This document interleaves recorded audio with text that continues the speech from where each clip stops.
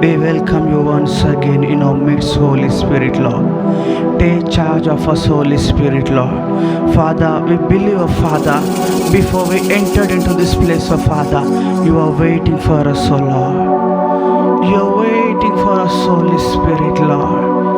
Lord, we glorify your holy name. We magnify your holy name, O Lord. Lord, join our hearts to worship you. Father, we thank you, Lord. Oh, Shadala Maria Nana Masoria Dana Marere. Liarana Masoria Darala Marako Zede Rakatolo Maredina Namakadala Barede. Urana mama maseria doro robo seria rala katala marana mama baba baba urana mama makadara la barege de andoro bo seria darala maradana mama rakatala mareke tolo bo sedele maraka deli andana nama radala baraka dala marege de andoro robo seria darala baraka dala barana nama rakatala barakatala marana nama redi andoro lobo rakadala barana. Fill this place, oh Father. Fill this place with your presence, Holy Spirit, Lord. Father, we need your Holy Spirit, Lord. We need your presence, oh Lord. We need your presence, Holy Spirit, Lord. Thank you, Jesus. Thank you, Lord. Thank you, Jesus. Thank you, Lord. Thank you, Lord. Thank you, Lord. Thank you, Jesus. Thank you, Holy Spirit, Lord. Thank you, Lord.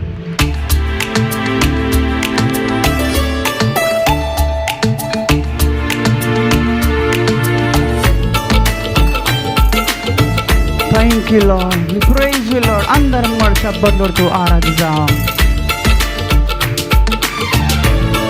Thank you, Lord.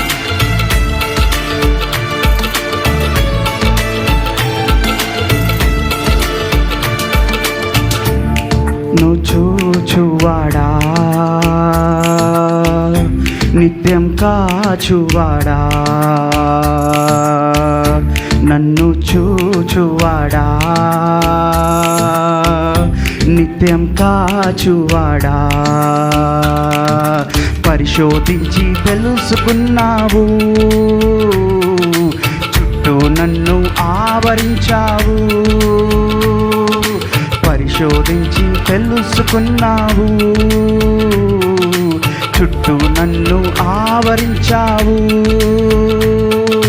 కూచుండుట నే లేచి ఉండుట కూచుండుట నే లేచి ఉండుట బాగుగా ఎరిగి ఉన్నావు అయ్యా బాగుగా ఎరిగి ఉన్నావు నన్ను చూచువాడా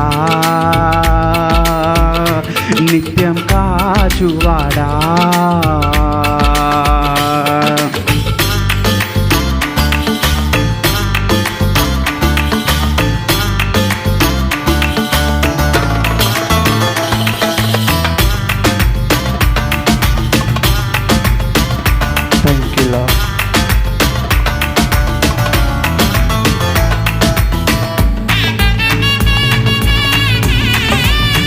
Thank you, Jesus.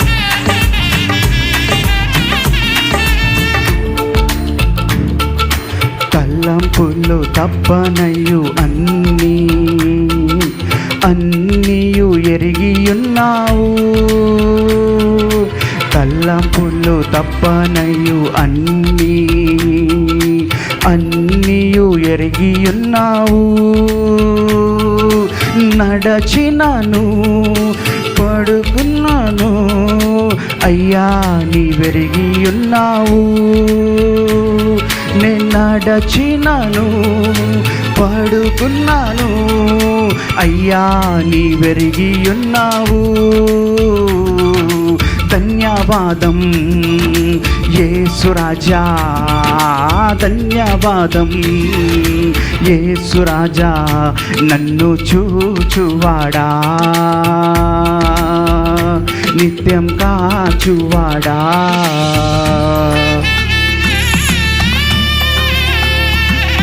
Thank you lord. అవునయ్యా ప్రభువా.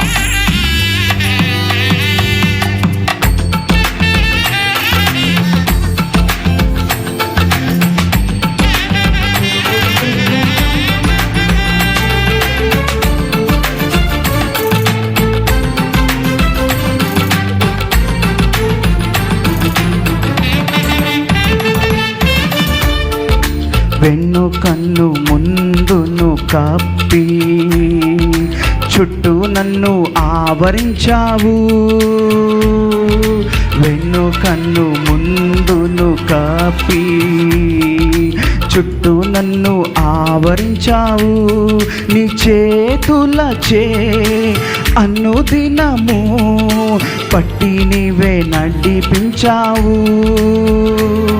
నీ చేతులచే అనుదినము పట్టి నీవే నడిపించావు. ధన్యవాదం యేసు రాజా, ధన్యవాదం యేసు రాజా, నన్ను చూచువాడా, నిత్యం కాచువాడా.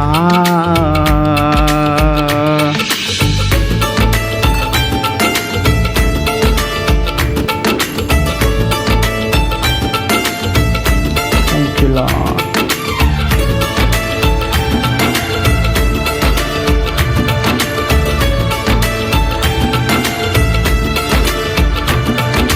పిండమునయుండగా నీ కన్నులకు మరుగై నేనుండలేదయ్యా.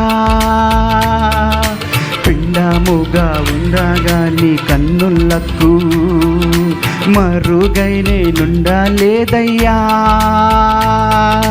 విచిత్రముగా నిర్మించితివి, ఆశ్చర్యం కలుగుచున్నది. విచిత్రముగా నిర్మించితివి, ఆశ్చర్యం కలుగుచున్నది. ధన్యవాదం యేసు రాజా, ధన్యవాదం యేసు రాజా, నన్ను చూచువాడా, నిత్యం కాచువాడా, నన్ను చూచువాడా, నిత్యం కాచువాడా. అవునయ్యా ప్రభువా, నీ స్తోత్రాలయ్యా ప్రభువా. ప్రభువా, నువ్వు చీకట్లో ఉన్న మమ్మల్ని చూసేవాడవయ్యా ప్రభువా. మేము అంధకారం ఉన్నప్పుడు మమ్మల్ని చూచి నీ వెలుగులోకి తీసుకొచ్చిన దేవుడు నీవయ్యా ప్రభువా.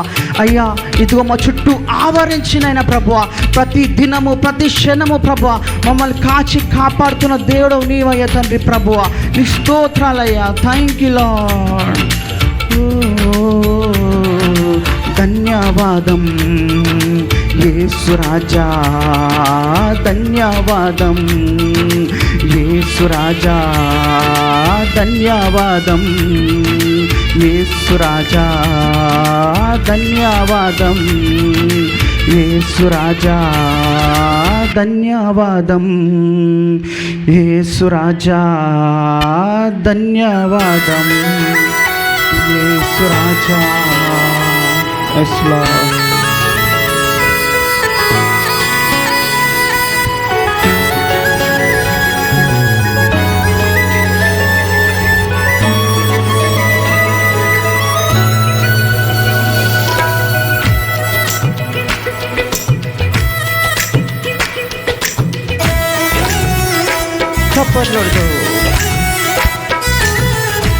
చప్పట్లతో దేవుని ఆరాధిద్దాం.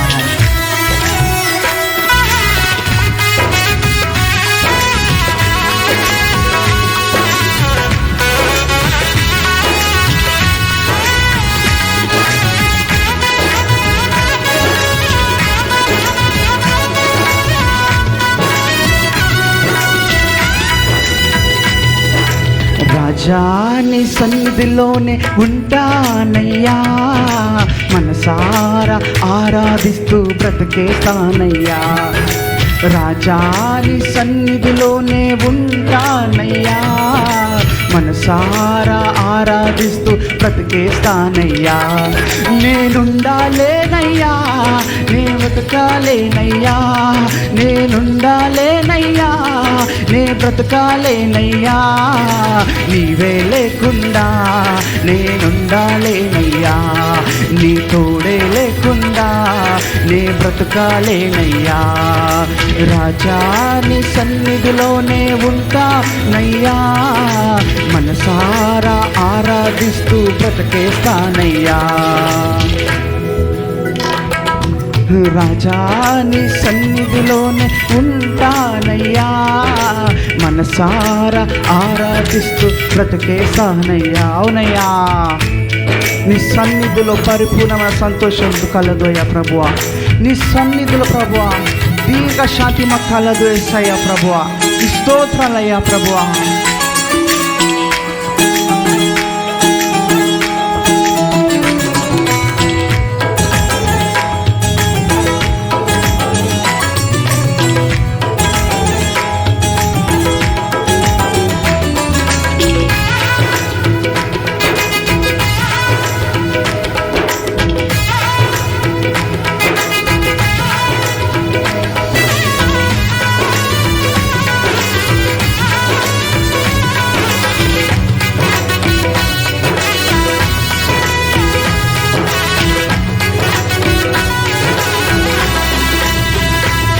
నీ సన్నిధానంలో సంపూర్ణ సంతోషం, ఆరాధించుకునే విలువైన అవకాశం.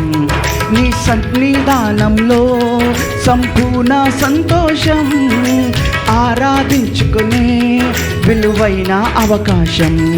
కోల్పోయినవన్నీ నాకు ఇచ్చుటకును, బాధల నుండి బ్రతికించుటకును, కోల్పోయినవన్నీ నాకు ఇచ్చుటకును, బాధల నుండి బ్రతికించుటకును. నీవే రాకపోతే నేనేమైపోదునో, నీవే రాకపోతే నేనేమైపోదునో. నేనుండాలేనయ్యా, నే బ్రతకాలేనయ్యా, నేనుండాలేనయ్యా, నే బ్రతకాలేనయ్యా, నీవే లేకుండా నేనుండాలేనయ్యా, నీ తోడే లేకుండా నే బ్రతకాలేనయ్యా, నీవే లేకుండా నేనుండాలేనయ్యా, నీ తోడే లేకుండా నే బ్రతకాలేనయ్యా. రాజా నీ సన్నిధిలోనే ఉంటానయ్యా, మనసారా ఆరాధిస్తూ బ్రతకేస్తానయ్యా. రాజా నీ సన్నిధిలోనే ఉంటానయ్యా, మనసారా ఆరాధిస్తూ బ్రతకేస్తానయ్యా.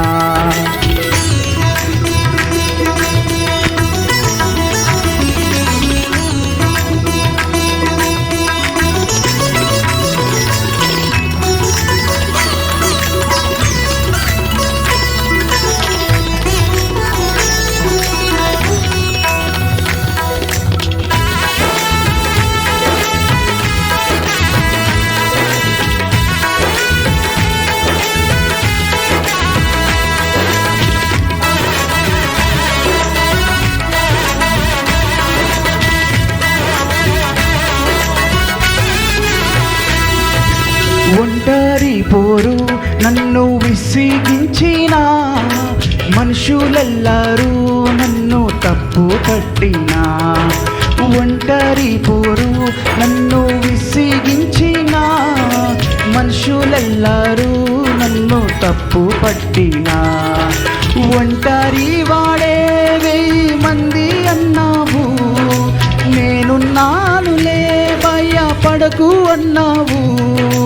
ఒంటరి వాడే 1000 మంది అన్నావు, నేనున్నానులే భయపడకు అన్నావు. నేనంటే నీకు ఇంత ప్రేమ ఏంటయ్యా, నేనంటే నీకు ఇంత ప్రేమ ఏంటయ్యా.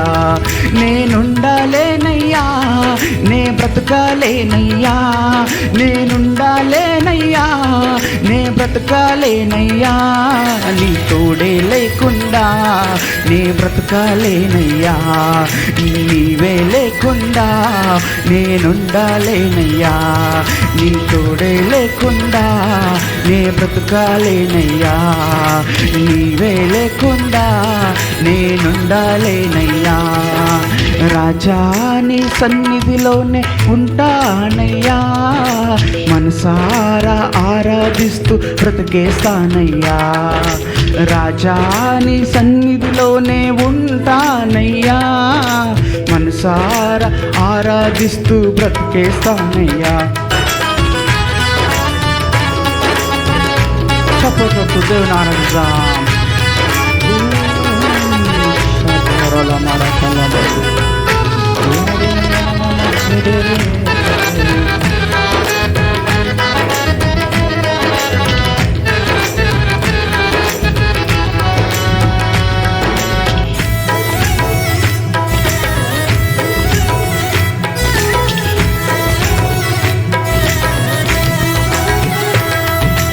ఊపిరి ఆగే వరకు నీతోనే జీవిస్తా, ఏ దారిలో నడిపినా నీ వెంటే నడిచొస్తా.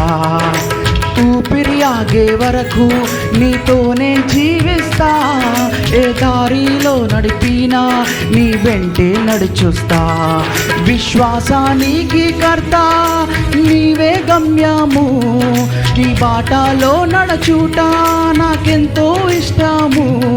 విశ్వాసానికి కర్త నీవే గమ్యము, నీ బాటలో నడచుట నాకెంతో ఇష్టము. నిన్ను మించిన దేవుడే లేడయ్యా, నిన్ను మించిన దేవుడే లేడయ్యా. నేనుండాలేనయ్యా, నే బ్రతకాలేనయ్యా, నేనుండాలేనయ్యా, నే బ్రతకాలేనయ్యా. నీవే లేకుండా నేనుండాలేనయ్యా, నీ తోడే లేకుండా నే బ్రతకాలేనయ్యా. నీవే లేకుండా నేనుండాలేనయ్యా, నీ తోడే లేకుండా నే బ్రతకాలేనయ్యా. రాజా నీ సన్నిధిలోనే ఉంటానయ్యా, మనసారా ఆరాధిస్తూ బ్రతికేస్తానయ్యా. రాజా నీ సన్నిధిలోనే ఉంటానయ్యా, మనసారా ఆరాధిస్తూ బ్రతికేస్తానయ్యా. నేనుండాలేనయ్యా, నే బ్రతకాలేనయ్యా, నేనుండాలేనయ్యా, నే బ్రతకాలేనయ్యా. నీవే లేకుండా నేనుండాలేనయ్యా, నీ తోడే లేకుండా నే బ్రతకాలేనయ్యా. నీవే లేకుండా నేనుండాలేనయ్యా, నీ తోడే లేకుండా నే బ్రతకాలేనయ్యా. అందరం ఒక నిమిషం మన చేతుల పైకెత్తి అందరం దేవుని ఒక నిమిషం తెలుసామా. తండ్రి దేవా, ఇదిగో ఈ ఇచ్చిన ఆగస్టు నెల బట్టి నీకు స్తోత్రమయ్యా దేవా ప్రభువ. గడిచిన ప్రభు తండ్రి 7 నెలలనైనా ప్రభు తండ్రి, ఇదిగో నీ కంటికి రెప్పవాలి మమ్మల్ని కాచి కాపాడిన ప్రభువ. ఇదిగో 8వ నెలలో ప్రభు తండ్రి అడుగు పెట్టొచ్చిన స్తోత్రాలయ్యా తండ్రి ప్రభువ. ఇదిగో ప్రభు ఆదివారం దినమున మొదటి ప్రభు తండ్రి దినమున నీ సన్నిధిలో గడిపే కృపాని భాగ్యాన్ని ఇచ్చిన స్తోత్రాలయ్యా నేను ప్రభువ. ఇదిగో మా ఆరాధన తోడున నీకు స్తోత్రాలయ్యా ప్రభువ. అయ్యా ఇక్కడ ఉన్న ప్రతి ఒక్క బిడ్డను మీరు ముట్టండి, తాకండి అయ్యా ప్రభువ. అయ్యా ఆంటీ అంకుల్ వాక్యం ప్రకటిస్తుండగా ప్రభు తండ్రి నీ బిడ్డలతో మాట్లాడమని ప్రభువ, నీ బిడ్డల్ని బలపరచమని ప్రభువ, నీ బిడ్డలు తాకమని అయిన ప్రభువ యేసు నామములో ప్రార్థిస్తున్నాను తండ్రి, amen. Thank you Lord. Thank you for your faithfulness. Thank you for your faithfulness. Nitish, he's our original member from 2014 or 16 when we used to have ministry in Amphi complex. He was a student, and he, James and Victor are the original 3 people who were there in our YMCA ministry. And here people came, people went. Victor has gone to the village to do ministry, but Nitish has been faithful. May he be blessed powerfully and mightily. Almighty God, we can do nothing, O Lord, Yes. but you can do everything, O Lord. Thank you, O Lord, that Nitish held the fort. Thank you, Lord. that he conducted the worship service. And thank you, Lord, for each of the people who is present here.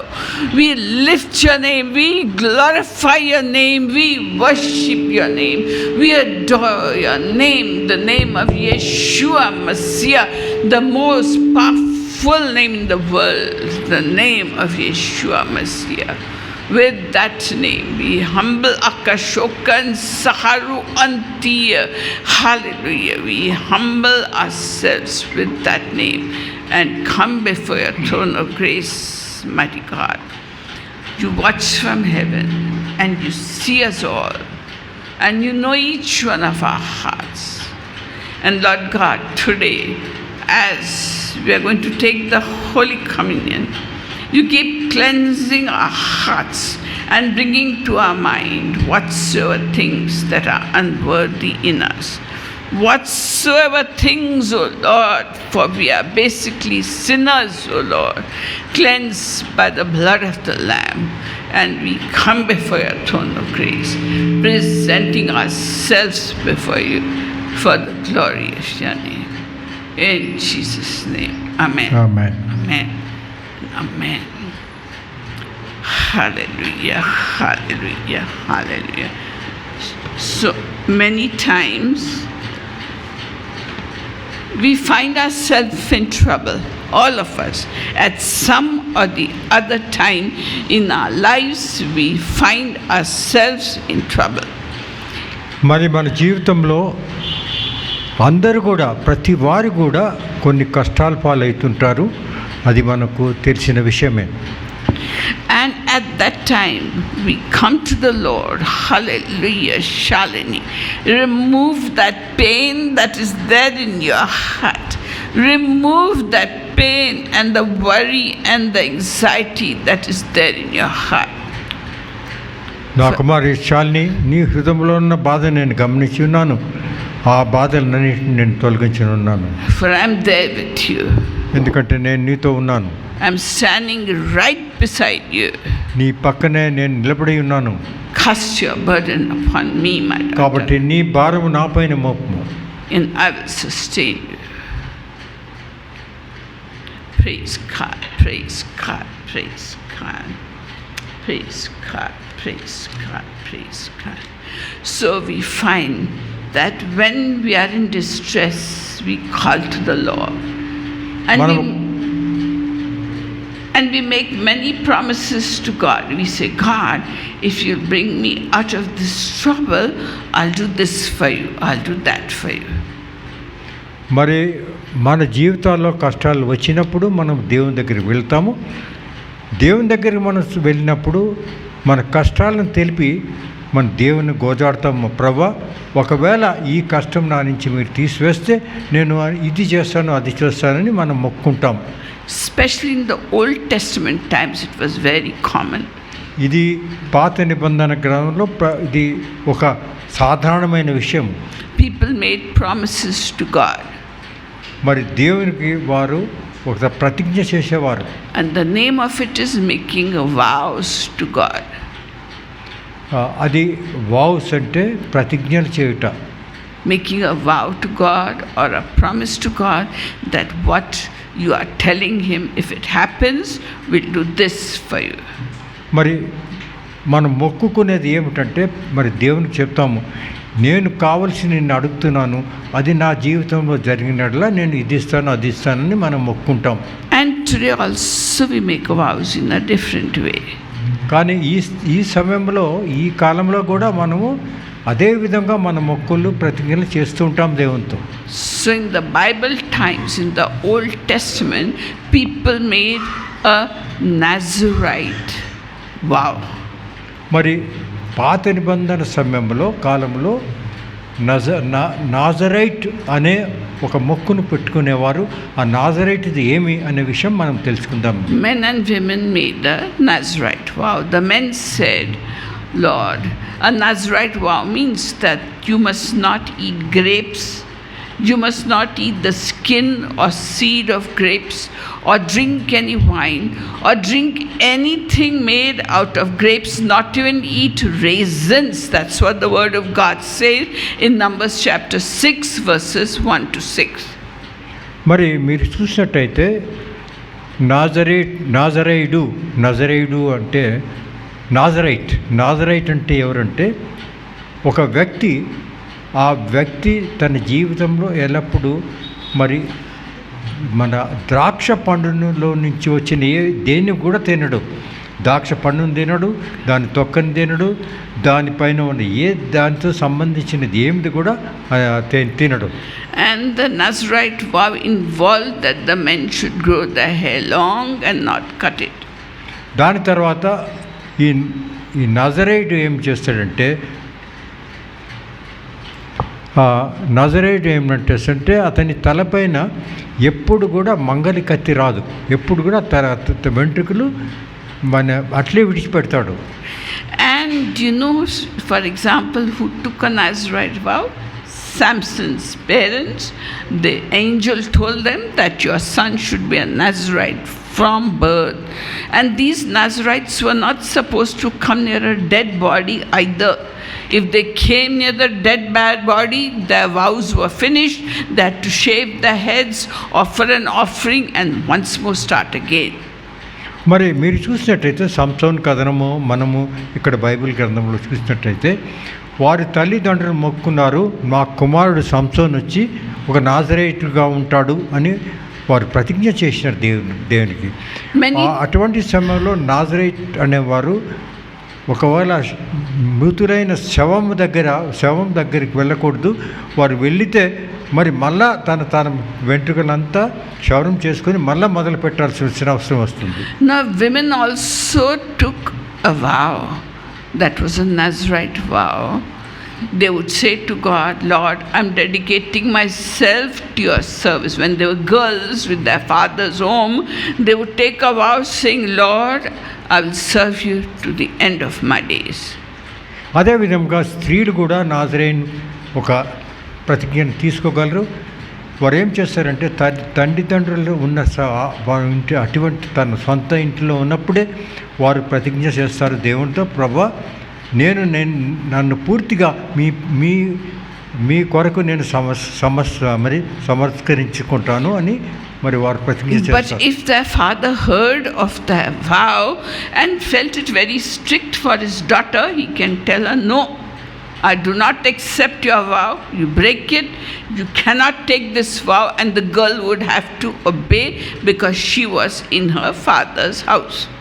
మరి అటువంటి ఇంకా తల్లిదండ్రులతో ఉన్న ఆ బిడ్డ, ఆ కుమార్తె అటువంటి ప్రతిజ్ఞ తీసుకున్న ఎడల ఆ ప్రతిజ్ఞను మరి తండ్రి చెప్పవచ్చు, ఈ ప్రతిజ్ఞ నువ్వు తీసుకోవద్దు, అవసరం లేదంటే ఆ ప్రతిజ్ఞ పాలన చేయవలసిన అవసరం ఉండదు. And she would suppose, she had to break the vow, and suppose once she got married, once her father agreed for her to continue with the vow, it would continue. మరి ఇంట్లో స్వగ్రహంలో ఉన్నప్పుడు ఆమె అనుకున్న ప్రతిజ్ఞ తండ్రి ఒప్పుకున్నాడంటే సరే కంటిన్యూ చేయొచ్చు. వివాహం అయిన తర్వాత ఏం జరుగుతుంది? But if she got married and a husband heard of it, he'll say, no, you cannot have a Nazarite vow. She could not keep it. She had no authority over herself. In her father's house, her father had authority over her. In her husband's house, the husband had authority over her. అదేవిధంగా ఒకవేళ ఆమె భర్త చెప్పినాడంటే నువ్వు ఈ ప్రతిజ్ఞ తీసుకోవద్దు, నువ్వు విడిచిపోయావు అంటే ఆమె విడిచవలసిన అవసరం ఉన్నది. కాబట్టి స్త్రీలకు స్వాతంత్రం లేదు. వారు తల్లిదండ్రులతో ఉన్నప్పుడు తండ్రి చెప్పిన ప్రకారం పోవాలా, మరి వివాహం అయిన తర్వాత భర్త చెప్పిన ప్రకారం పోలేదు. కాబట్టి వారు స్వతంత్రముగా ఈ నాజరేట్ రైట్ తీసుకోలేరు. But in her husband's house, if she takes a vow and the husband keeps quiet, that vow will remain till the time she has vowed to God. Husband cannot break that vow. First time he hears of it, he can break it and tell her no. But if he keeps quiet, means her vow to God stays. మరి ఒకవేళ ఆ స్త్రీ వివాహమైన వెళ్ళిన తర్వాత తన భర్త గృహంలో పెళ్లి చేసుకుని వెళ్ళిన తర్వాత కొంతకాలం వరకు ఒకవేళ ఆమె భర్త ఏ విధమైన ఆక్షణ లేకుండా సరే నువ్వు కంటిన్యూ చేయాలంటే కంటిన్యూ చేయొచ్చు. కానీ కొంత సమయం తర్వాత ఒకవేళ భర్త అంటాడు నువ్వు ఇది చేయొద్దు, దీన్ని మొదలుపెట్టినావు కాబట్టి ఇప్పుడు దీన్ని ఆపివేయమంటే ఆపివేయాల్సిన అవసరం ఉన్నది. So today we have entitled our message Jephthah's Vow. Jephthah's Vow. ఈ ఉదయకాలం మందు జెఫ్తా ప్రజ్ఞ అనే విషయము మరి పాత నిబంధనలో ఉన్న విషయాన్ని గురించి మనము It is found in Judges in chapter 11. ఇది న్యాయాధిపతులు 11వ అధ్యాయంలో వ్రాసి ఉన్నది. So Jephthah was born to his father, whose name was Gilead, from his concubine, not from his regular wives. మరి చూసినట్టయితే ఈ జెఫ్తా ఒక గిలియాద్ అనే వ్యక్తి భార్య కాదు, వేశ్యతో మరి పుట్టిన బిడ్డ అని ఇక్కడ వాక్యంలో రాసి ఉన్నది. And when his real brothers grew up, they drove him out, saying, "You are a woman, you are a different woman, a concubine son, get lost, leave this place and go." దాని తర్వాత అతను ఎదిగిన సమయంలో గిలియాద్ ఒక సంతానము ఉన్న కొడుకులు ఏమన్నారంటే నువ్వు వేశ్యకుమారుడు కాబట్టి మా ఫ్యామిలీతో నీకు ఏ విధమైన సంబంధం లేదు, నువ్వు విడిచిపెట్టి వెళ్ళిపో అంటే అతను అక్కడి నుంచి పరిగెత్తి వెళ్ళిపోయినాడు. So they drove him away, but he gathered some discarded fellows around him and formed an army and became a very strong man. కానీ అతను ఆ విధంగా అక్కడి నుంచి పారిపోయిన తర్వాత కొంతమంది యువకులు పనికిమాలిన యువకులను చేర్చుకొని వారితో తన ఒక సైన్యంగా వారితో తన దగ్గర పెట్టుకున్నాడు. At that time the Ammonites were attacking the people of Gilead, so they ran to Jephthah because they heard he was a great warrior, and they said, "Help us at this time." So he said, "Yes, I'll help you. If you make me your king and your ruler, I'll help you." మరి ఆ విధంగా ఉన్న అటువంటి సమయంలో ఏం జరిగిందంటే అమ్మనైట్స్ వచ్చి గిలియాద్ పైన మరి వారు యుద్ధం చేయటకు వచ్చినారు. ఆ యుద్ధం దాన్ని చూసిన గిలియాద్లో ఉన్న ప్రజలందరూ మరి జెఫ్తా దగ్గరికి పరిగెత్తి వెళ్ళినాడు. ఎందుకంటే జెఫ్తా చాలా పరాక్రమానుడు, బలవంతుడు కాబట్టి అతను వచ్చినట్లా మనం ఈ అమ్మనైట్స్ను వారిని మనం వారితో గెలవగలము అని ఆయన దగ్గరికి పరిగెత్తి వెళ్ళినారు. చెప్పినాడు నా దగ్గర రాండి అని. So they agreed, and Jephthah took his army and went against the Ammonites. He were much larger in numbers because they had got other people to support them. So he went into the war. But as he went into the war, he made a vow. మరి అటువంటి సమయంలో ఏం జరిగినదంటే గిలియాద్ దేశముకు రక్షించుట కొరకే వారు చెప్పిన request ప్రకారం అక్కడ వెళ్ళినాడు. వారికి సహాయం చేసినప్పుడు ఎంతో పెద్ద సైన్యం అమ్మనైట్స్ సైన్యం ఉన్నది. కానీ వారిని ఎదిరించి ఎంతో పరాక్రమంగా మరి అక్కడ తను యుద్ధం చేసి వారిపైన వారిని జయించినాడు. కానీ అటువంటి సమయంలో ఒక ప్రతిజ్ఞ తీసుకున్నాడు గిలియాదు అని మన వాక్యంలో తెలుపుతున్నది. So this is the vow that he made in Judges chapter 11 verses 30 and 31. మరి ఏ విధమైన ప్రతిజ్ఞ చేసుకున్నారు? ఇది 11వ అధ్యాయము 21, 22లో ఈ విషయం రాసి ఉంది. 20, 21లో ఈ విషయం రాసుకున్నది. He said, "God, if you help me conquer the Ammonites and I win the battle and I return home in peace."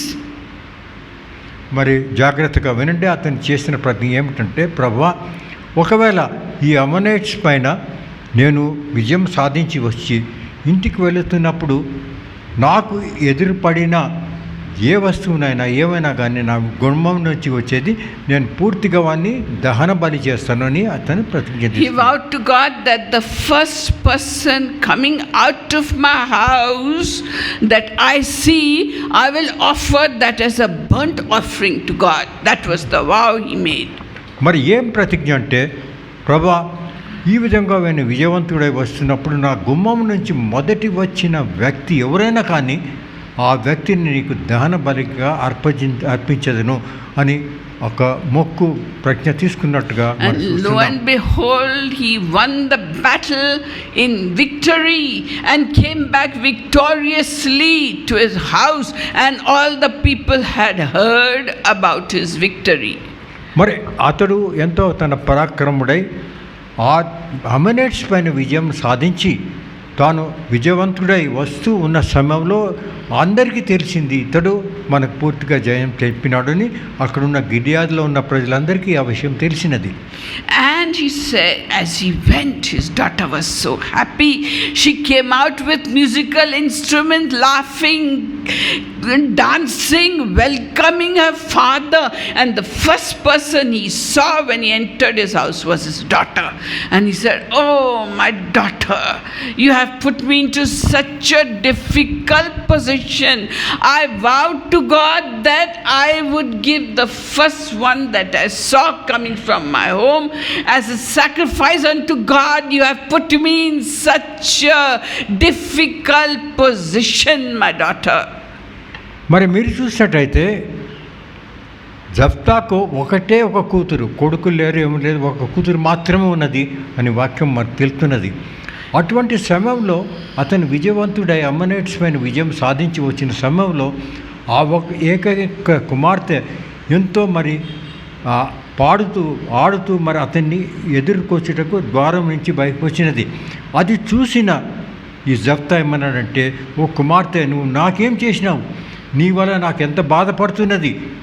ఎందుకంటే నేను ఇటువంటి ప్రతిజ్ఞ తీసుకున్నాను కాబట్టి నువ్వెంత నాకు బాధ కల్పించినావు కదా అని దాన్ని విలాపించినాడు. He said, "I vowed to give you to God as a burnt offering." ఎందుకంటే నేను నిన్ను ఇప్పుడు ఒక దహన బలిగా దేవునికి అర్పించవలసిన అవసరం ఉన్నది. She was his only child. He had no other son or daughter. ఆమె ఒకటే కూతురు, ఆయన కొడుకులు కూతురు ఎవరు లేరు, ఒకటే కూతురు మాత్రం. And the girl, she said, "It's good, father, you keep your vow, but let me go into the mountains with my mates, with my friends, to weep over the fact that I will never get married." అటువంటి సమయంలో ఆమె కుమార్తె ఏమన్నదంటే, నువ్వు చేసిందే తండ్రి, నువ్వు చేసింది మంచిదే, ఆ నువ్వు చేసిన ప్రతిజ్ఞ ప్రకారం నువ్వు పాలించును, కానీ నాకు 2 నెలలు సమయం ఇవ్వము. ఆ 2 నెలల్లో నేను అక్కడ కొండల మీద నా స్నేహితులతో వెళ్ళి నేను యువతిగా చనిపోతూ ఉంటాను అనే విషయాన్ని గురించి శోధించి నేను దాని తర్వాత నేను నీ దగ్గరికి వస్తానన్నా. That was the burnt offering he made, that his daughter wouldn't get married all her life. Because you see, God does not demand blood sacrifice of humans. It is the Moabites and the Ammonites and the people of Canaan that offer their sons and daughters as sacrifice to the idols. But our Lord God Almighty never thought of blood sacrifice of human beings at all. Therefore, the girl remained unmarried all the days of her life. This was Jephthah's vow. మరి మీరు చూసినట్టయితే జఫ్తా వావులో ప్రతిజ్ఞ ఏమిటంటే, మరి ప్రభువు ఎప్పుడు కూడా దేవుడు కూడా రక్తం కాలని కానీ మనుషుల రక్తంతో కానీ మనుషుల బలితో ఎప్పుడు కూడా అడగలేదు. ఎక్కడ కూడా వారి వాక్యంలో రాయలేదు. అది కానాను దేశాలు చేయవారి విధానం అది.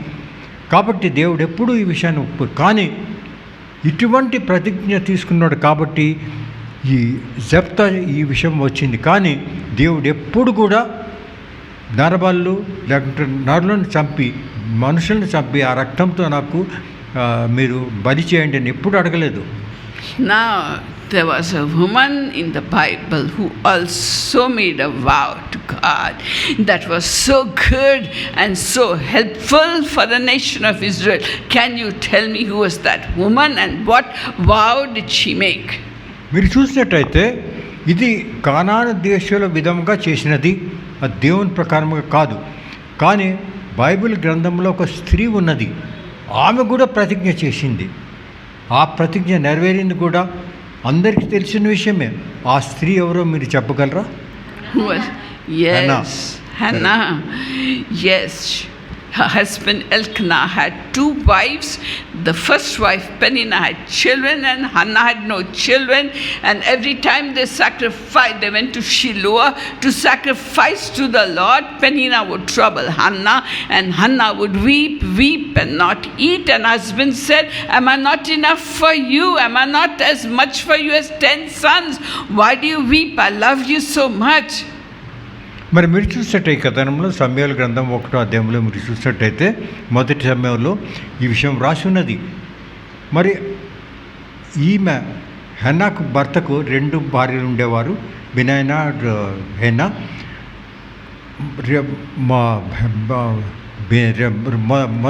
హెన్నాకు బిడ్డలు లేరు, ఆమె గొడ్రాలుగా ఉండేది, కానీ బినానాకు బిడ్డలు ఉండేవారు. కాబట్టి ఆమె ఎప్పుడు కూడా ఈమెను ఎగతాళి చేసేది. ముఖ్యంగా వారు బలు అర్పించటకు మరి యెరూషలేముకు వెళ్ళినప్పుడు ఎప్పుడు కూడా ఆమెను శోధించేది, బాధించేది, ఎగతాళి చేసేది, నువ్వు గొడ్రాలు అని. So every year they went to Shiloh, not Jerusalem, to offer sacrifices. And then Hannah was so much upset. So in 1 Samuel chapter 1 verse 11 we find that Hannah went to the temple in Shiloh where the high priest Eli was there, and she broke her heart before God. Many times we too cry to God and no words come out because we are so much depressed and oppressed in our hearts. Only tears come out. You have experienced it, I have experienced it, and that is what Hannah did. She went to the temple and broke her heart before God. Silently she wept to God. Her lips were moving but no sound was coming, and she said, oh Lord God, if you give me a son, I will give him back to you to serve you all the days of his life, and he shall be a Nazarite unto thee. Oh God, hear my prayer. మరి అదేవిధంగా ఒక సమయం వచ్చినది, వారు సిలువలో వారు ఈ విధంగా మరి దేవునికి బలి ఇచ్చుటకు వెళ్ళినప్పుడు అటువంటి సమయంలో మరి హన్నా కూడా వెళ్ళినది తన భర్తతో కూడా. అక్కడ వెళ్ళిన తర్వాత అక్కడ ఆమె ఎంత బాధపడి ఆ దేవుని మందిరంలో, అప్పుడు ఏలి అనే అక్కడ యాజకుడు ఉండేవాడు, అతను చూసినప్పుడు ఆమె ఎంతో దుఃఖంతో ఉన్నది, ఏమి మాటలు రావడం లేదు. కానీ ఆమె ఏమో పెదవులు మాత్రం పైకి నింది మాట్లాడుతున్నట్టుగా కనపడుతుంది, కానీ ఏం మాటలు రావడం లేదు. అది ఆమె ఎంత బాధలో ఉన్నదంటే ఆమెకు మాట్లాడినా కూడా పైకి రావడం లేదు. అదేవిధంగా మన జీవితాల్లో కూడా కొంతమందికి ఎక్స్పీరియన్స్, ఇటువంటి అనుభవం ఉంటుంది. వారు ఎంతో బాధలు ఉన్నప్పుడు వారి నుంచి మాటలు రావు, కానీ వారి పెదవులు విదుతున్నట్టు అది చూసిన ఏలి ఆమెతో ఈ విధంగా ప్రశ్నించినాడు. So she actually, when she went home, she conceived and had a son, and she didn't go to Shiloh for the sacrifice every year. She stayed home and weaned her child, and when the child was weaned, about 2-3 years old boy he became, she taught him the ways of God, because the Bible says, train up a child in the way he should go when he's young, and he will not leave those ways. So she trained him in the ways of God until he was 2-3 years old, and she weaned him, and she took him back to the temple in Shiloh and gave him to Eli the priest and said, I'm leaving this boy here. He'll serve the Lord all the days of his life. And we find that the boy's name was Samuel, and he was one of the greatest prophets of Israel. మరి మీరు చూసినట్టయితే అటువంటి సమయం ఏలి ఆమె దగ్గరికి వచ్చి, ఏం చేస్తున్నావు నువ్వు తాగి ఉన్నావా, ఏ పరిస్థితిలో ఉన్నావు, ఎందుకు నీవు ఇక్కడ వచ్చినావంటే ఆమె చెప్తుంది, ఒకవేళ నాకు ప్రభు ఒక మగబిడ్డని ఇచ్చినట్లా, నేను గొడ్రాలిని, నాకు మగబిడ్డని ఇచ్చిన ఆ పూర్తిగా ఆ మగబిడ్డని నేను దేవునికి అర్పించుతాను అని ఒక ప్రతిజ్ఞ తీసుకున్నది. దాని తర్వాత వారు వెంటికి వెళ్ళిన తర్వాత ఆమెకు సమూయేలు గర్భం ధరించి ఆమెకు సమూయేలు మరి అని ఒక కొడుకును కంటుంది. అతని పేరు సమూయేలు అంటారు. సమూయేలు ఆ సమయంలో 2 సంవత్సరాలు ఉన్నప్పుడు మరి అతన్ని మందిరంలో తీసుకువచ్చి ఏలికి చెప్పింది, నేను దేవునికి ప్రతిజ్ఞ చేసినాను, మీకు అర్పిస్తానని దేవునికి, ఇదిగో ఈ బిడ్డని తీసుకొచ్చినాను తీసుకోమన్నాడు. But all this applies to us today, now in our times, to us and to the church. మరి ఆమె ఆ బిడ్డను అక్కడ ఇవ్వకముందు, సమయంలో అక్కడ సమర్పించకముందు 2-3 సంవత్సరములు మరి దేవుడి గురించి, వాక్యం గురించి చెప్పినట్టుగా మనం చూస్తున్నాము. అదే విధంగా అతన్ని ట్రైనప్ చేసిందంటే పూర్తిగా అతనికి దేవుని వాక్యంలో నడిపించినది అనే విషయం కూడా మనకు గ్రంథంలో రాసిన. దాని తర్వాత అతను తీసుకొచ్చినది. కాబట్టి మన జీవితాల్లో కూడా ఇది వర్తిస్తుంది, మన బిడ్డల్ని ఏ విధంగా తీసుకురావాలి. So we find when the church started, it was with the coming down of the Holy Spirit God upon the 120 disciples in the upper room. The Holy Spirit came upon the world permanently, anointed them, and they were filled with the Holy Spirit and spoke in tongues and had visions and dreams like many of you people have, and they were filled with the Holy Spirit, and the early church began then. మరి మొదటి church, దేవుని సంఘము ఏ విధంగా మొదలైందంటే మీరు చూసినట్టయితే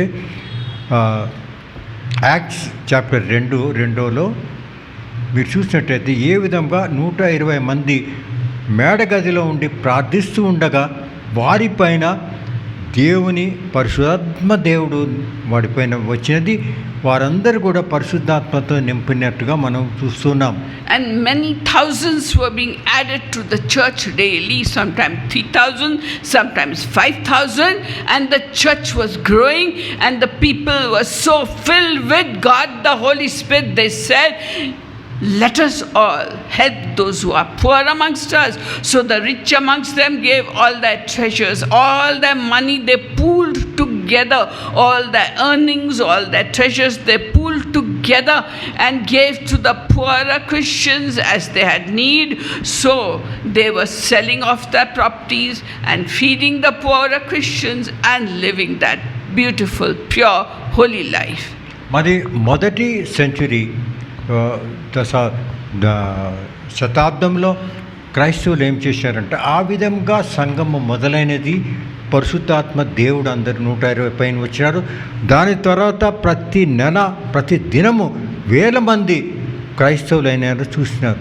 దాని తర్వాత వారందరూ కూర్చొని దానిలో ఉన్నవారు ఏమనంటే, మీరు ఎంతమంది పాస్తులు ఉన్న వారందరూ కూడా తమ ఆస్తులన్నీ మరి అంత అమ్మేసి ఆ డబ్బునంతా తీసుకొచ్చేవారు, వారందరూ కలిసిమెలిసి జీవించినారు అని అక్కడ మీరు చూస్తున్నాము అపోస్తలుల కార్యములో. All the properties and monies were common amongst all. Nothing belonged to no one. It all belonged to the group of Christians. మరి మీరు చూసినట్టయితే అటువంటి సమయంలో, ఆ కాలంలో ఎవరికి తమ స్వాస్థ్యమైన ఏమి లేదు అనుకునేవారు. ఉన్నది కూడా ప్రతిది కూడా తమ సంఘం కొరకు అర్పించేవారు. సంఘంలో మరి అమ్మి ఆ డబ్బును తీసుకొచ్చి అపోస్తలులకు ఇచ్చేవారు. So in Acts chapter 5 verses 1-6 we find that a man called Ananias and his wife Sapphira, they had a plot of land, and they too wanted to sell it and give the money for the common welfare. మరి అపోస్తలుల కార్యము 5వ అధ్యాయము 1-6 చూసినట్టయితే, అననీయాస్ and సఫీరా అనే ఒక దంపతులు ఉండేవారు. వారికి కూడా ఒక స్థలం ఉండేది. దాన్ని అమ్మి, ఆ పొలాన్ని అమ్మి ఆ డబ్బుని ఇక్కడ అపోస్తలులకి ఇవ్వాలి అని వారు యోచించినారు. They decided in their heart to give the money, so they went and sold the plot of that land, and they got say 20 lakhs for that plot of land. మరి అదే విధంగా వారు తమకున్న పొలాన్ని అమ్మి ఒక 20 లక్షలేమో వారు మరి దాని ద్వారా వారికి దొరికినది. And they had decided to give the money to the church, but then greed got hold of them. The husband and wife talked, why should we give 20 lakhs for the common good? Let us keep some of the money for ourselves. Let us keep 10 lakhs and give 10 lakhs away. మరి వారు ఏమనుకున్నారంటే, 20 లక్షలు అనుకోండి, అది 20 లక్షలు గ్రంథంలో రాయలేదు, ఉదాహరణగా మనం మాట్లాడుతున్నాము. 20 లక్షలు వచ్చిన తర్వాత వారి మనసులో మార్పు వచ్చింది. అరే 20 లక్షలు ఎందుకు ఇవ్వాలి, పూర్తిగా మనం 10 లక్షలు జేబులో పెట్టుకుందాం, మిగతాది ఇస్తామన్నారు. కాబట్టి అదేవిధంగా వారు లోపలే 10 లక్షలు జేబులో పెట్టుకొని 10 లక్షలు ఇవ్వాలనుకున్నారు.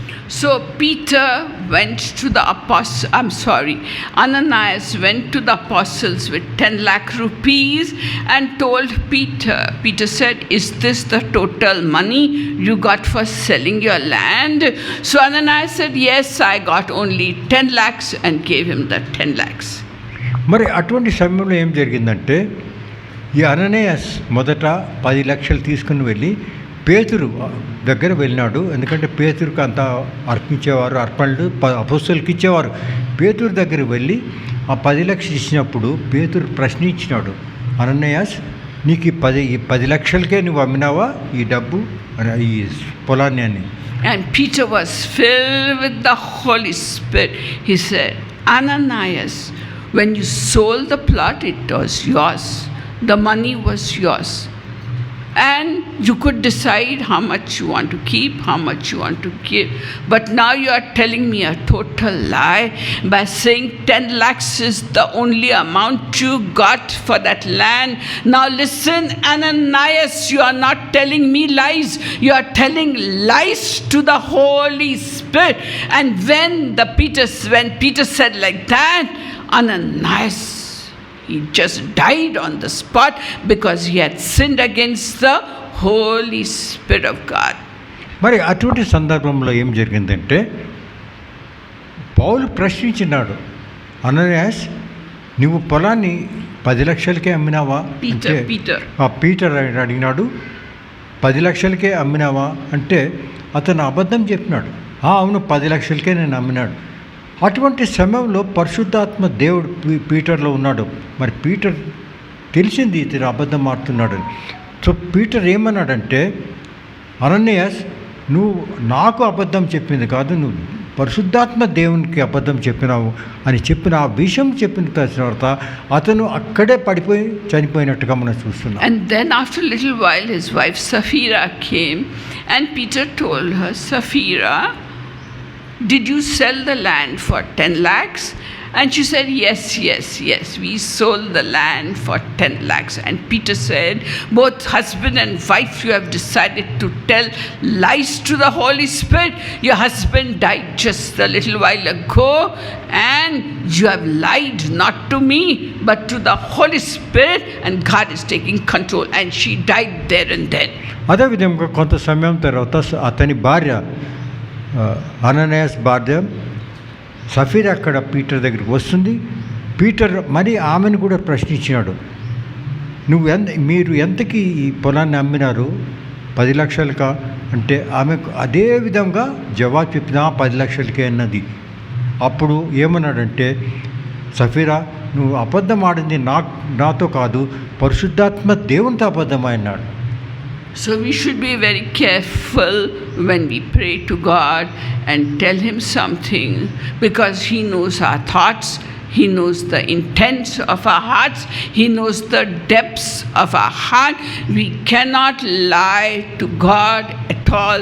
It's a serious matter telling lies to God, because He knows it. And why should He hate lies so much? You tell me. Why should He hate lies so much? మరి మీరు చూసినట్టయితే వారు ఏ కారణంగా చనిపోయినారంటే అబద్ధంలు ఆడినారు కాబట్టి. అబద్ధములు ఆడవలసిన మొదటి విషయం అవసరమే లేదు. వారిదే ఆస్తిపాస్తులు వారే పంపుకున్నారు, వారి డబ్బు అది, ఎంత ఇవ్వాలి ఎంత పెట్టుకోవాలని వారు తీసుకోవాలని అవసరం ఉన్నది, కానీ అబద్ధాలు ఆడాల్సిన అవసరం లేదు. అదేవిధంగా మన జీవితాల్లో మనం అబద్ధం ఆడిన ఎడల మన పరిస్థితి కూడా అదేవిధంగా ఉంటుంది అని మన ఈ విషయాన్నంతా మనం గ్రహించాలి. Why should God hate lies so much? మరి అబద్ధాలను ఎందుకు దేవుడు ఇంత హేషించాడు? He is holy God. But why God hates lies so much? Because Jesus told us the devil is the father of lies. He's a liar from the beginning in Garden of Eden, in the throne room of God when he was Lucifer. He's a liar from the beginning and the father of lies. So when we are telling lies, we are following not God the Holy Spirit, but we are following the devil and saying, yes devil, we are your children. That's why Holy Spirit hates lies. And what is one name of the Holy Spirit? It is the name Spirit of Truth. మరి మీరు చూసినట్టయితే అబద్ధము దేవునికి ఎంత హేయమైనది, దానికి కారణం ఏమిటి, what is the reason అని మనం అనుకుంటే, సాతానుడు ప్రేరేపణతోనే మనం అబద్ధాలు ఆడతాం. సాతానుడే అబద్ధం, కానీ పరిశుద్ధాత్మ దేవుడు ట్రూత్ అంటే సత్యం. కాబట్టి మనం సాతాను బిడ్డలైతామో ఆ విధంగా అబద్ధాలు ఆడినాయి. So now you will say, how can this apply to me? So we are parents, all of us, most of us are parents, and when the new baby is born, we take him to dedicate to God in the church. And we take vows before the pastor and before all the congregation that we will bring up our child in the ways of God from a young age. We will teach the ways of God to the child. We will teach him Bible and see that he walks in the ways of God. We take that vow openly in the mic before the whole congregation and before the pastors, and we get a certificate dedicated to the Lord. We get that certificate. మరి మీరు చూసినట్టయితే మనం కూడా ఎంతోమంది మన బిడ్డలను దేవునికి మరి అర్పిస్తాము మొదటిసారి. అటువంటి సమయంలో మనం పాస్టర్ గారు కొన్ని చెప్తారు, సంఘం ఎదురుగా ఉండి సాక్ష్యంగా ఉన్నప్పుడు కొన్ని విషయాలు మనకు చెప్తారు. మనమంతా ఒప్పుకుంటాం, ఈ ప్రతిజ్ఞల ప్రకారంగానే నా బిడ్డను దేవుని వాక్యంలో నడిపిస్తాను, బైబిల్ చదివేటట్టు చేస్తాను, బైబిల్ ప్రకారంగా నడిచేటట్టు చేస్తానని మనం ప్రతిజ్ఞ చేస్తాం. కానీ అది జీవితంలో జరుగుతున్నదా? Every parent, mother and father, take that vow. It is duty of both mother and father, because why? Mother has taken the vow, father has taken the vow. But we find in life that parents get busy with their jobs, with their housework, with all the problems of the world, and they have no time for their children. They put those children in the hands of servants to raise up and lead a merry, satisfying life, satisfying their desire and walking just what they want, and they forget the vow they took at the time of dedication. So what are they doing? They are breaking that vow, and then on judgment day we will be responsible for it. God will tell you, you took that vow, you did not follow it up. So we are responsible of breaking that vow. మీరు చూసినట్టయితే బిడ్డలకు తల్లి తండ్రి వారిద్దరూ responsible ఆ బిడ్డను దేవుని మార్గంలో నడుపుటకు. కానీ ఈ కాలంలో ఏం జరుగుతుందంటే తల్లిదండ్రులు ఎంతో లోకంలో మునిగిపోయి ఉంటారు, వాళ్ళకి సమయమే దొరకదు. కాబట్టి ఆ బిడ్డలను ఏం చేస్తారు, వేరే వారి చేతిలో ఉన్న సేవకులు వాళ్ళు చూస్తూ ఉంటారు. కానీ వారు దేవుని మార్గంలో నడవని ఎడల తీర్పు సమయంలో ప్రశ్నించేది ఆ సేవకుల్ని కాదు, దేవుడు మనల్ని ప్రశ్నిస్తాడు. నువ్వు తండ్రివి, నువ్వు తల్లివి, ఏం చేసినావు, నీ కుమారుడు ఈ విధంగా జరిగింది, నీ కుమార్తె అటువంటి సమయంలో మనము ఆ తీర్పుకు అర్హులైతామన్న విషయం మనం గమనించాలి. So parents do not set the example for the child to follow, and they are answerable to God for breaking that vow. కాబట్టి మనము మరి తల్లిదండ్రులు తమ బిడ్డలకు ఉదాహరణలో వారిని తమ ఉదాహరణతో వారిని నడిపించిన ఎడల వారు ఈ విధంగా చెడు మార్గంలో నడిచినట్ల మనమే కారకులు, దానికి మనం తీర్పు మన పైన వస్తుంది. Now, baptism, according to our church, believes the full water baptism of a person. But in the traditional churches, they have confirmation. They have classes and run classes, and the children accept Jesus in their life. And when the bishop comes to confirm them, they make a vow: we will follow Jesus all the days of our life. At the time of confirmation, they make that vow. మరి మీరు చూసినట్టయితే మన main line చర్చెస్లో పాతకాలం నుంచి వస్తున్న మరి churches ఉన్నాయి. ఆ చర్చెస్లో ఏం జరుగుతుందంటే కన్ఫర్మేషన్ క్లాస్, మనకందరికీ తెలిసిన విషయమే. కన్ఫర్మేషన్ క్లాస్ అంటే మరి ఆ యువతులు 14, 15, 16 సంవత్సరంలో ఉన్నప్పుడు వారికి కన్ఫర్మేషన్ క్లాసెస్ అని కండక్ట్ చేస్తారు. దేవుని వాక్యంలో ఏ విధంగా నడవాలి, ఏ విధంగా మనం క్రైస్తవ జీవితాన్ని నడపాలని వారు కండక్ట్ చేస్తారు. దాని తర్వాత వారు బాప్టిజం అవుతుంది. బిషప్ ఎవరో వచ్చి వారికి బాప్టిజం చేస్తారు. They make a big party at the first Holy Communion. తర్వాత మొదటి పరిశుద్ధ డిస్టింక్ట్ దాని హోలీ కమ్యూనియన్ తీసుకున్నప్పుడు కూడా వారు ఒక పెద్ద విందు భోజనాలు కూడా చేసి దాన్ని అందరూ ఆనందిస్తారు. And the youths who have taken that promise grow up and they harass their wives, they drink, they smoke, they go with the fast track, and they ever forgot. And every Sunday they'll come to church, holy, and take the Holy Communion. Because why? They are confirmed and they got a right to take the Holy Communion. What are they doing? They are sinning against God. When you do that, then you are sinning against God, taking the Holy Communion after leading an unrighteous life. What does the Bible say? Many Christians therefore are weak, are sick, and even they die in their young age. మరి చూసినట్టయితే అటువంటి యువతులు ఏం చేస్తారంటే, ఇప్పుడు నాకు confirm అయింది కాబట్టి నేను కూడా ప్రభుపాదంలో పాల్గొనగలను, హోలీ కమ్యూనియన్లో నేను కూడా పాల్గొనగలను. కానీ ఒక విషయం మర్చిపోతారు వారు, అంటే అందరు కూడా మర్చిపోతున్నారు. వాళ్ళే కాదు, ఏం చేస్తారంటే తమ జీవితం ఇష్ట ప్రకారం జీవిస్తారు. ఆ పూర్తి ఆ తాగేది, అది పోయేది, చేసి ఏమో చేస్తారు. వచ్చి మళ్ళా ఆ సండే అయితే ఈ హోలీ కమ్యూనియన్కి వచ్చేస్తారు. అది క్రైస్తవ జీవితం కాదు అని మనలకు మన బిడ్డలకు తెలుసుకోవాల్సిన విషయం.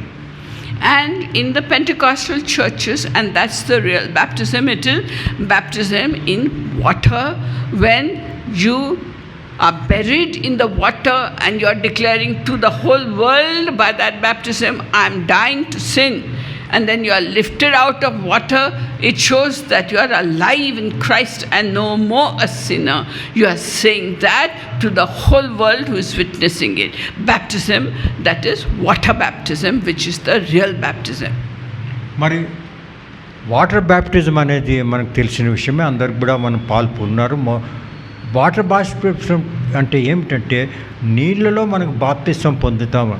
నీళ్ళలో బాప్తిజం పొందేటంటే మనం నీళ్ళను మనల్ని ముంచినప్పుడు మన పాపమైన జీవితము అక్కడ చనిపోతుంది.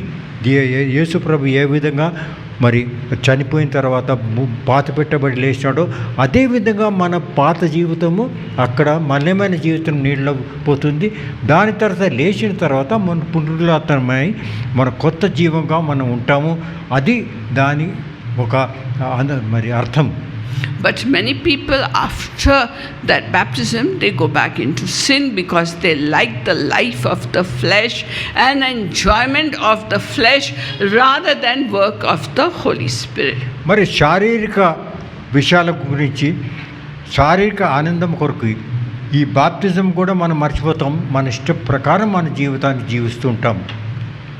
That is, when they go back into deliberate sin, liking the life of sin, they are crucifying Christ again and again to the cross, and they are trampling upon the holy blood of the Lord Jesus Christ that has shed them, and they are like a dog going back to the vomit, or a pig who is washed goes back to the gutters.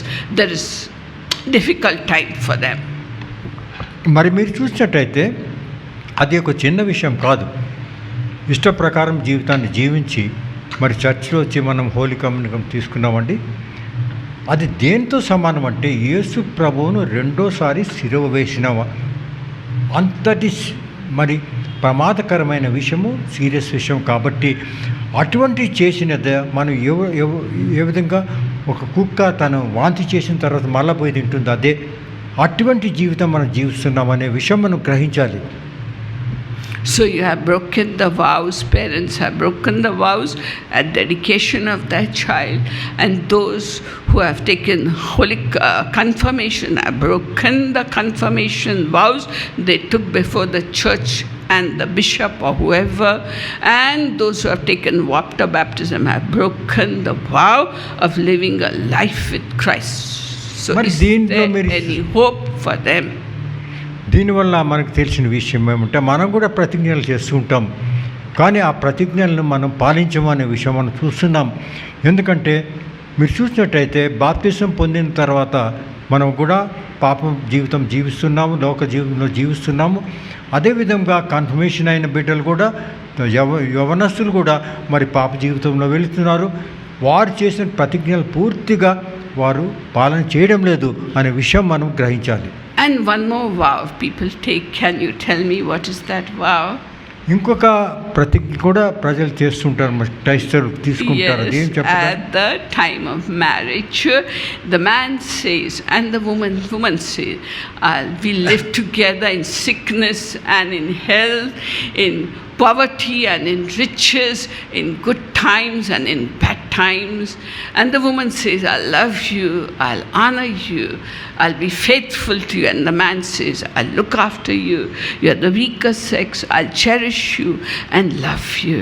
And today we find these marriage vows are not being kept, they are being broken by young couples. Within 6 months of marriage, they are asking for divorce. And God hates divorce unless it has a logical reason behind it. If the husband is torturing his wife, mental torture, physical torture, doing adultery, and the laws that our government recognizes in the law code for the Christian couples. If the divorce many times is allowed even by the Pentecostal churches, if the woman doesn't want to be with the man, or the man doesn't want to be with the woman, a word is there for such marriages in 1 Corinthians and chapter 7 and verse 15. 1 Corinthians chapter 7 and verse 15. మరి మీరు చూసినట్టయితే వివాహంలో కూడా మరి వరుడు వధువు కూడా ప్రతిజ్ఞలు తీసుకుంటారు, అది తెలిసిన విషయమే. నేను ఎప్పుడు నీతోనే ఉంటాను, నువ్వు బాధలో ఉన్నా, కష్టాల్లో ఉన్నా, అనారోగ్యంలో ఉన్నా నిన్ను విడను అని ఇద్దరు తీసుకుంటారు. కానీ ఇప్పుడు చూసినట్టయితే 6 నెలల లోపలే డైవర్స్ విడాకులు కావాలని చేస్తుంటారు. అది పూర్తిగా ప్రతిజ్ఞ ప్రకారం కాదు, ప్రతిజ్ఞలు వ్యతిరేకించి చేస్తున్నారనే విషయము ఆ విషయాన్ని మనం గుర్తించాలి. అదే విషయము కొన్ని సమయాల్లో మాత్రము ఒకవేళ ఈ సందర్భంలో విడాకులు ఇవ్వవచ్చు అని ఒక వాక్యం మనకు 1 కొరింథీయులు 7వ అధ్యాయం. Jesus said only if there is adultery then divorce is allowed, but Paul explains it further in 1 Corinthians chapter 7 verse 15. 1 కొరింథీయులు 7వ అధ్యాయము 15-16 వచనం ఇది రాసి ఉన్నది. ఇటువంటి సమయంలో పాలు ఒక వివరణగా రాసినాడు. ఇటువంటి సమయాల్లో మనము మరి విడాకులు తీసుకోగలం. It says if the husband or the wife who is sinned, a believer, is eager to leave, it is permitted. Sorry? If the husband or the wife who isn't a believer is eager to leave, then it is permitted. ఒకవేళ unbeliever wife ఉన్న ఎట్లా మరి ఆమె నేను విడిచిపోవాలి అని అనుకుంటే ఆమెను విడిచవచ్చు. In such cases, the Christian husband or wife should not insist that the other stay. అటువంటి సమయంలో మరి కోయి అవసరం లేదు, ఆమె భర్త కానీ భార్య కానీ అవసరం లేదు, ఆయనతో ఉండాలని ఖండితంగా లేదు. For God wants His children to live in peace and harmony. ఎందుకంటే దేవుడు వాళ్ళు పరిస్థితుల్లో శాంతి సమాధానంలో ఉండాలి కాబట్టి దీని అవసరం లేదని దీనికి ఒక ఎక్సెప్షన్ ఇచ్చారు. So these vows, if you break, is there no hope for you? There is a hope, because God is a God of second chance. కానీ ఏం చేసినా మన జీవితంలో పాపం చేసినా కూడా దేవుడు కరుణామయుడు, ఓర్పు గలవాడు కాబట్టి మనకు రెండోసారి గివ్స్ అస్ సెకండ్ ఛాన్స్, అంటే మనకు ఇంకో విధంగా మనకు సహాయం చేస్తాడు. God is a God who is willing and ready to forgive us every sin except one sin. And what is that one sin? Speaking against the Holy Spirit. That sin shall not be forgiven in this life or the next. మీరు చూసినట్టయితే ప్రతి పాపం మనం చేసి దేవుని దగ్గర వెళ్ళినా పశ్చాత్తాపడితే దేవుడు మనకు క్షమిస్తాడు, క్షమాపణ ఇస్తాడు. కానీ ఒక పాపము అది పరిశుద్ధాత్మ దేవుని ముందు పాపం చేస్తే దానికి ఎప్పుడు క్షమాపణ ఉండదు. God does not want even one soul to perish. He died so that the worst sinner could be saved. So if you have broken the vows, there is hope for you. If you confess your sins and repent and turn to God, there is hope. He will forgive you and you can lead a carefree, holy, pure life from then onwards. మరి ఒకవేళ మనం కూడా మన జీవితంలో ఏ విధమైన మనం ఇటు పాపం చేసినట్ల దేవుడు ఎంతో కరుణామయుడు కాబట్టి దేవుని వాళ్ళ దగ్గరికి వెళ్ళి మనం క్షమాపణ అడిగితే దేవుడు ఇస్తాడు. మన కొత్త జీవితాన్ని మొదలు పెట్టగలము మన జీవితం. Therefore in Ecclesiastes chapter 5 verses 4 to 5 King Solomon says, ప్రసంగి 5వ అధ్యాయము ఈ విధంగా వ్రాసి ఉన్నది. King Solomon says, if you vow, pay your vows quickly to the Lord, don't delay. ఒకవేళ మీరు ప్రతిజ్ఞలు చేసినట్టయితే ఆ ప్రతిజ్ఞలు పరిపాలన చేయండి అని అంటున్నాడు సొలొమన్ మహారాజు. It is better that you don't take a vow rather than you take the vow and break it. మొదటి విషయం ఏమంటే మనం ప్రతిజ్ఞ చేసుకోవాల్సిన అవసరం లేనప్పుడు అవసరం లేనిది ప్రతిజ్ఞ తీసుకోకండి. ఒకవేళ ప్రతిజ్ఞ తీసుకుంటే ఖండితంగా దాన్ని పాలించవలసిన అవసరం ఉన్నది. So let us be careful about vows. కాబట్టి మనమందరూ కూడా ఏ విధమైన ఈ ప్రతిజ్ఞలు దేవుని దగ్గర తీసుకోలే ముందు, మొక్కులు తీసుకోకముందు యోచించి మళ్ళీ తీసుకోండి. And so when we are in trouble, we tell God, Lord, do this, and we will give ourselves to your service, full time or part time or whatever we want to serve you. So when the chance comes, you serve Him, or God will ask you, why did you vow when you knew you couldn't be it? So therefore the Bible tells us, count the cost before you tell God something. Count what all you have to give up, what all you have to do before taking a vow and reaching heaven, because the Bible says God is in heaven and you are on earth. Therefore let your words be few. కాబట్టి ప్రతిజ్ఞ తీసుకోముందు దేవుని ముందు మనం మళ్ళా లెక్కలు చూసుకోవాలి. నేను ఈ ప్రతిజ్ఞ తీసుకుంటే ఏం జరుగుతుంది, ఏం జరగదు అనే విషయాన్ని పూర్తిగా మనం పరిశీలించి దాని తర్వాతే మనం మన ప్రతిజ్ఞ తీసుకోగలం. ఎందుకంటే దేవుడు సొలొమన్ మహారాజు కూడా అంటున్నాడు, ప్రతిజ్ఞ తీసుకోకుంటే మంచిది, తీసుకుంటే పరిపాలించాలి. కాబట్టి దేవుడు పరలోకంలో ఉన్నాడు, మనం లోకంలో ఉన్నాం. కాబట్టి ఈ ప్రతిజ్ఞను చేసిన తర్వాత దానిని పరిపాలించిన వలన మన పాలన ఎంతో అవసరమో అనే విషయాన్ని మన జీవితంలో గుర్తించాలి. So let us all repent of whatever we have broken our agreements with God in 1 minute, and I request Elspeth to please give the Holy Communion out. కాబట్టి మనము ఈ హోలీ కమ్యూనియన్ తీసుకోముందు మనం మన హృదయాన్ని మనం పరిశీలించుకొని ఏ విధమైన పాపాలు చేసినామో ఆ పాపాలన్నీ మరి దేవుడికి క్షమాపణ అడిగి దాని తర్వాత మన పాలు పొందుదాము ఈ Holi communion. This is holy ground. We're standing on holy ground. And I know that there are angels all around. Let us praise Jesus now, for we're standing in His presence on holy ground. These are holy hands. We are lifting up holy hands.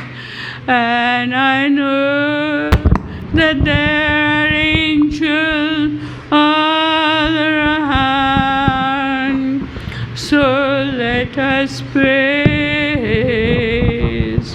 Jesus now, as we are standing in His presence on holy ground. Let us take the Holy Communion in a prayerful attitude, being open to God and being serving Him all the days of our life.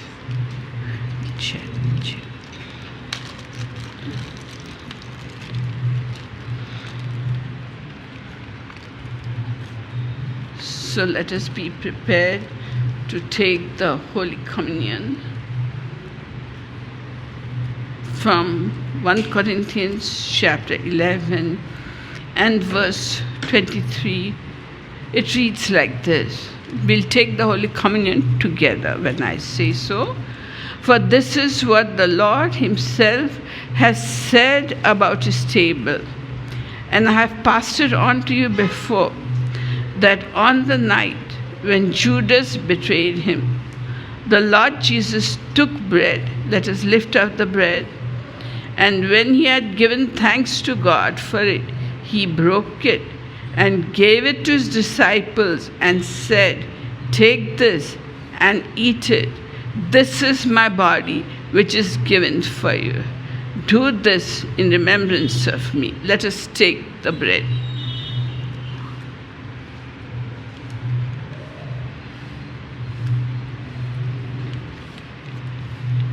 And in the same way, He took the cup of wine after supper, saying, "This cup is the new agreement between God and you that has been established and set in motion by my blood.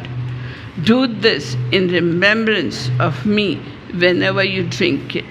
Let us drink from the cup together.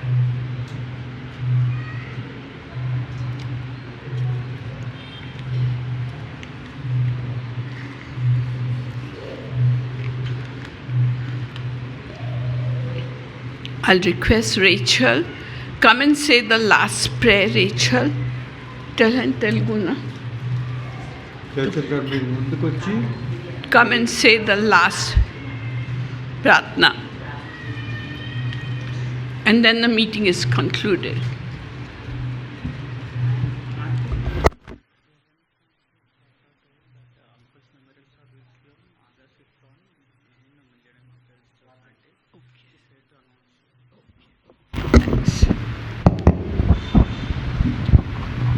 స్తోత్రం దేవా, పరిశుద్ధుడా, నీ పాదాలకు వందనాలు. పరిశుద్ధాత్మ దేవానికి స్తోత్రములు. యేసయ్యానికి లెక్కలేని వందనాలు దేవా. ఈ సంఘాన్ని దీవించి ఆశీర్వదించండి. వచ్చిన బిడ్డలను దీవించి ఆశీర్వదించండి దేవా. వారి అక్కలు మీరు తీర్చండి. శాంతి సమాధానం మీరు దయచేయండి. ఆంటీని అంకుల్ని కూడా దీవించి ఆశీర్వదించండి దేవా. మంచి ఆరోగ్యాన్ని దయచేయండి. యేసయ్యానికి స్తోత్రములు నాయన. గొప్ప రాజా, గొప్ప దేవానికి వందనాలు దేవా. బిడ్డల్ని ఆత్మతో నింపి అభిషేకించి మీరు వాడుకోండి రాజా. యేసయ్యానికి స్తోత్రములు. నీ శరీరంలో దేవా మేము పాలు పొందినాం తండ్రి. మేము పరిశుద్ధంగా ఉండి పాలు పొందాలి రాజా. దేవా, పాపం పెట్టుకొని పాలు పొందితే శాపానికి గురి అన్నవు తండ్రి. నీకు స్తోత్రములు నాయన. దేవా, మమ్మల్ని నీ రక్తంతో కడిగి పవిత్రపరచమని యేసు నామములో అడుగుతున్నాను తండ్రి. ఆమేన్. Amen. Praise God. We all know that Veronica's husband went to be with the Lord on Thursday night. He was admitted. Friday night, he went to be with the Lord. So they are having memorial service in Millennium Methodist Church on Tuesday, the 5th at 6:30, and all the church is invited to come there. మరి ఒక విషయమా, Veronica sister గారి husband Pietersen శుక్రవారం సాయంత్రం admit అయిన శనివారం ఉదయం వారు దేవుని దగ్గరికి వెళ్ళారు. కాబట్టి వారి కొరకే మెమోరియల్ సర్వీస్ మరి 5వ తారీఖు మెథడిస్ట్ చర్చ్ ఇక్కడే ఉన్నది, అది మిలియన్ మెథడిస్ట్ చర్చ్. ఆ చర్చ్లో ఈవినింగ్ ఇంపార్టెంట్ 6:30 గంటలకు స్టార్ట్ అవుతుంది. కాబట్టి పూర్తి చర్చిని అక్కడ వారు ఆహ్వానించినారు. కాబట్టి మనమందరూ కూడా దాన్ని పాల్గొనాలని నేను విన్నవించుకుంటున్నాను. And today I have to go at 10:30 to another church where I've been invited to preach. So please have your coffee and snacks, and the bags need to be carried. So please have coffee and snacks. I'll say short prayer as I walk amongst you. Yes, what is it? Vedant, you want to say something on the mic? You want to say it for all the people? Yeah, I'll come to you. Yeah. May the peace of the Lord Jesus Christ, the love of God, and the fellowship of the Holy Spirit be, rest, and abide with you now and until the coming of the Lord. In Jesus' name we pray. Amen. Amen.